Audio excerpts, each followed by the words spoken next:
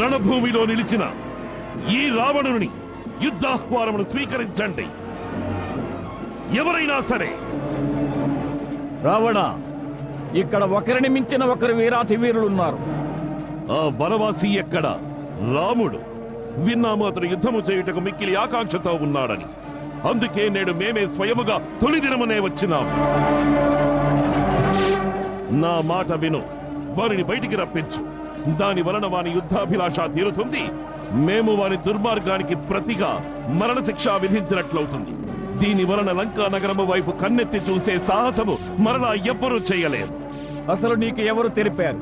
చెడు దారిలో నడిచే దురాచారునికి, చోరునికి తలచినప్పుడల్లా శ్రీరామ దర్శనం లభిస్తుందని. అధముడా, నీవు వారి చేతిలో శిక్షణ పొందడానికి కూడా యోగ్యుడివి కాదు. ఆ పని కూడా మేమే చేయాలి.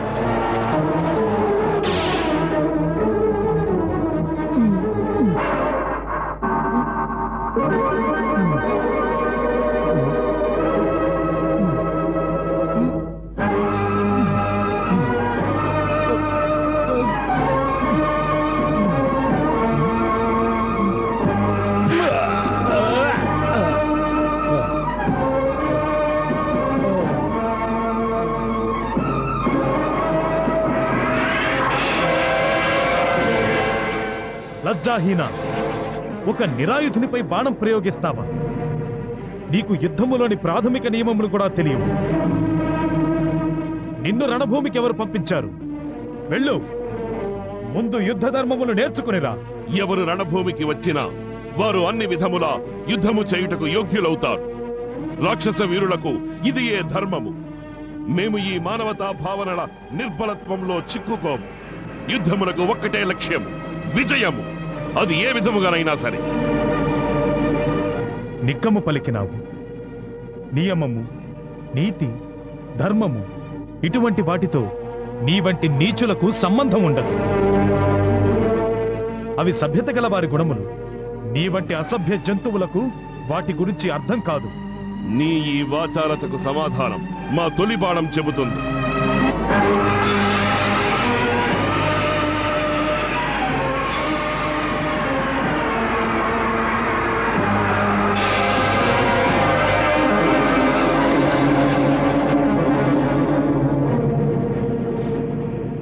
నీ వంటి పాపులు, దురాచారులు ఎప్పుడైతే నిరుత్తరులవుతారో అప్పుడే శస్త్రముల సహాయం తీసుకుంటారు.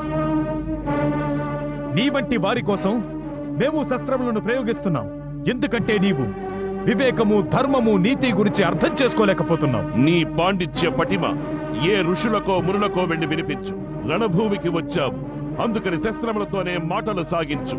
శస్త్రములే ప్రశ్నలు వేస్తాయి, శస్త్రములే సమాధానం చెబుతాయి. అదే ఇక్కడి నియమం.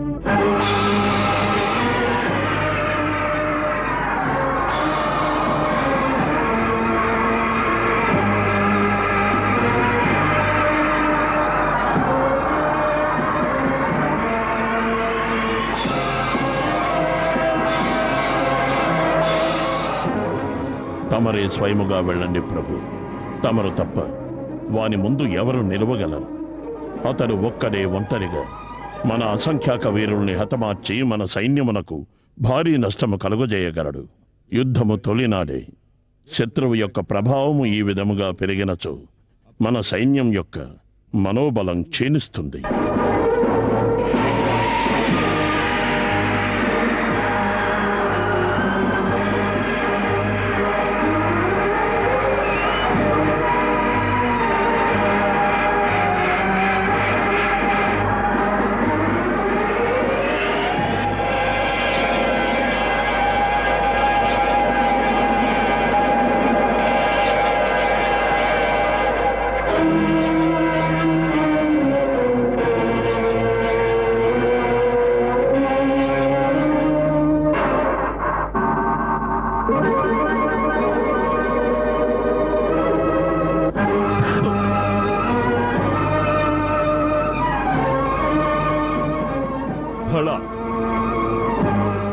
రావణునే కంపింపజేసినాం.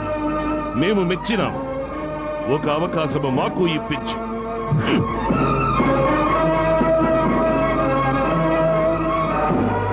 జై శ్రీరామ్.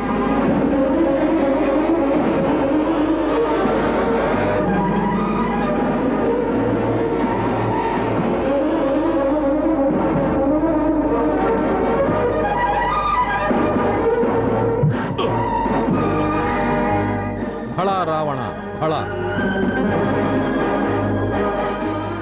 జై శ్రీరామ్. పరమశివుని త్రిశూలము కన్న ప్రచండమైన వాయుపుత్రుడు హనుమంతుని ముష్టిఘాతమును సహించినావు. నీవు మహాశక్తిమంతుడవు. ఆయనను దుఃఖించవలసినదేమనినా అటువంటి శక్తిని నీవు అధర్మ కార్యములకై ప్రయోగించినావు. అందులకే ఈ దుస్థితికి చేరుకున్నావు. దుస్థిత? ఎవరిది దుస్థితి? మాదా లేక నీదా? నీదే.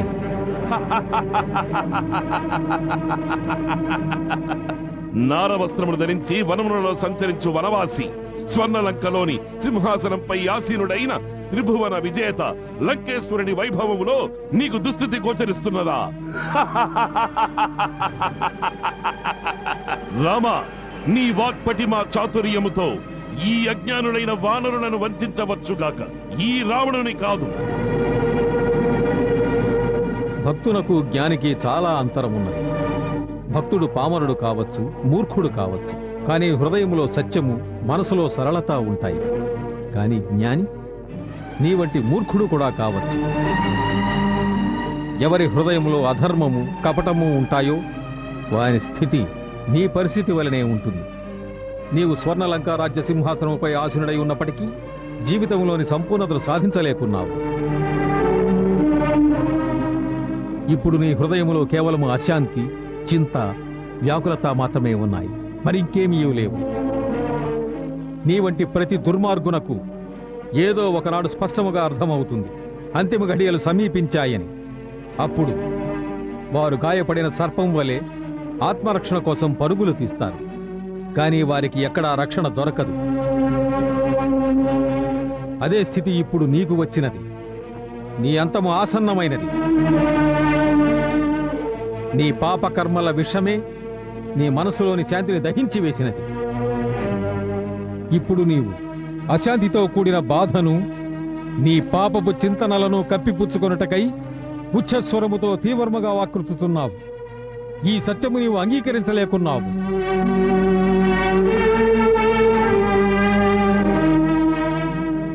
రావణ, ఈ స్థితినే అందురు దుస్థితి అని.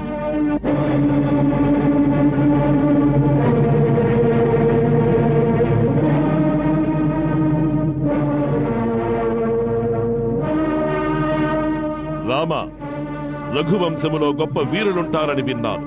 కానీ నీ వేషభాషలను చూస్తూ ఉంటే నీవు రాజాస్థానములలో సభికులను రంజింపజేసే భట్రాజు వలె, విదూషకుని వలె గోచరించుచున్నావు. నిజమైన వీరులెప్పుడు ధనుర్బాణములతో మాట్లాడెదరు, నోటితో కాదు. నీవు భుజములపై ధనుస్సును ధరించినావు కదా, అది అలంకార ప్రాయము కాదు. దానితో బాణములు సంధించెదరు. ఇటుల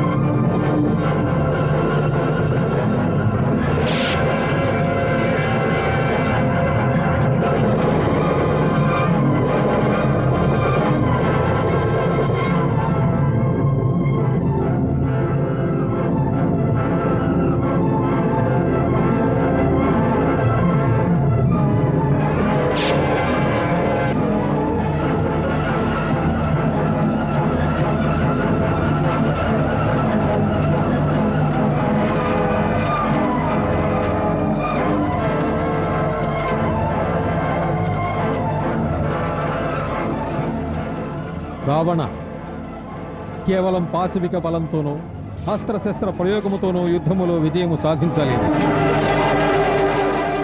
యుద్ధములో జయించడానికి ధర్మము, ఆధ్యాత్మిక శక్తి ఎంతో అవసరం.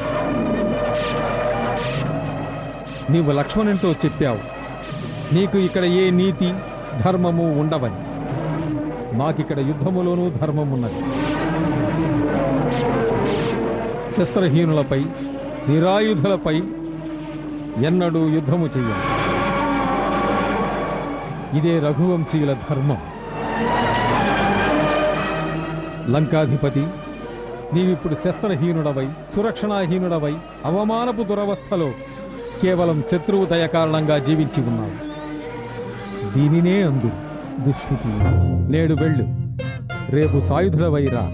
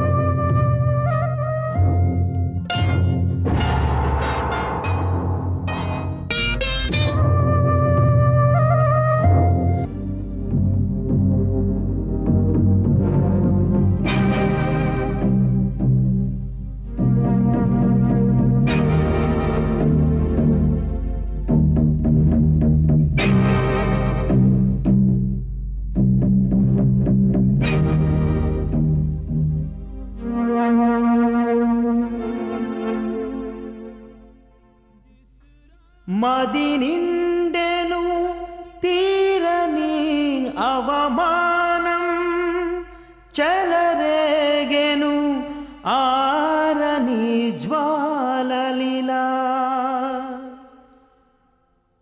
చల్లారవు వేదనలే మదిలో, అవమానమే రేగిన క్షణమే ఇది ఘోర విలయం, మహానాశ చిహ్నం. ఇది దైత్య నిర్వేదపు శూన్య జగం. అణగారదయే అదే స్మరణం, ఇక దారేదో నేడు దశగ్రీవునకు.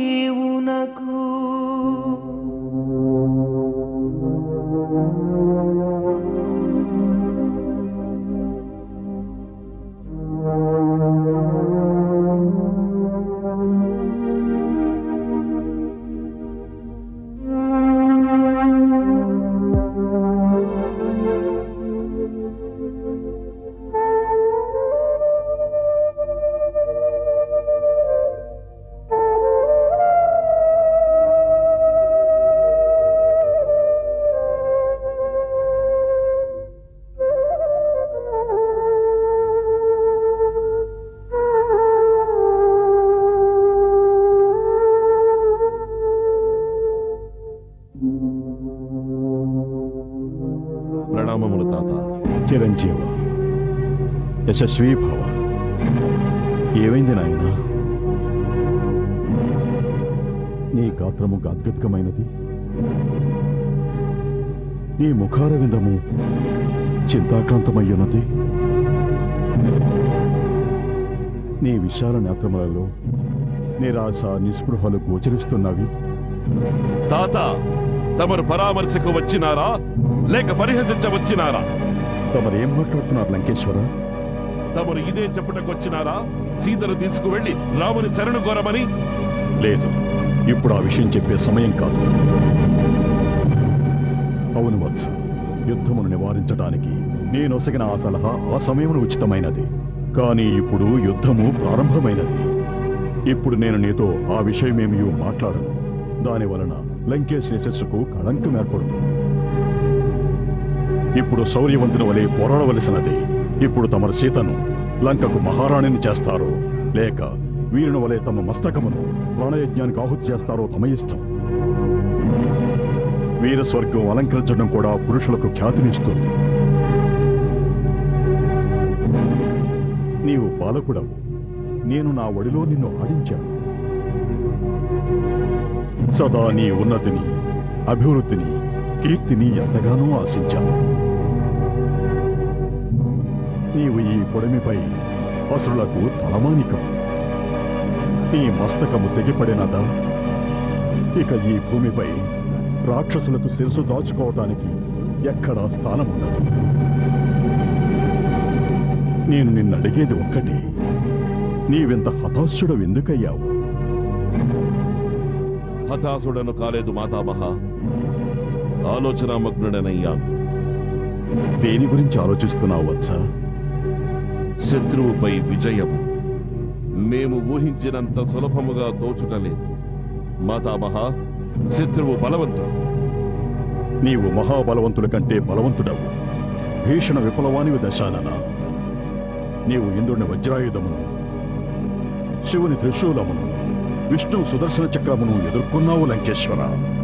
అదే ఆలోచించవలసిన విషయము మాతామహ. ఆ వనవాసి రాముడు బాణమును నాపై సంధించినప్పుడు అతడు చతుర్ముఖుడైన బ్రహ్మవలే కనిపించినాడు. పిదప ధనుస్సును ఎక్కుపెట్టినప్పుడు అతడు సహస్రముఖములుగా విష్ణువు వలె కనిపించినాడు. పిదప బాణ ప్రయోగము చేసినప్పుడు అతడు రుద్రుని వలె ప్రళయంకురునిగా కనిపించినాడు. మాతామహ, మేము ఇంద్రుని వజ్రాయుధమును, శివుని త్రిశూలమును, ఆ విష్ణు సుదర్శన చక్రమును ప్రయోగించగా చూచి ఉన్నాము. కానీ వాటికి రాముని బాణమునకు అగాధమంత భేదముంది. రాముని బాణముల గతిలో తీవ్రత ఉన్నది. ఎప్పుడు ధనుస్సు నుండి వెలువడుతుందో, ఎప్పుడు లక్ష్యాన్ని ఛేదిస్తుందో దేవతల దృష్టికి సైతం అది అంతుపట్టదు. మరి నా ఈ చర్మచక్షువులకు ఎలా గోచరిస్తుంది?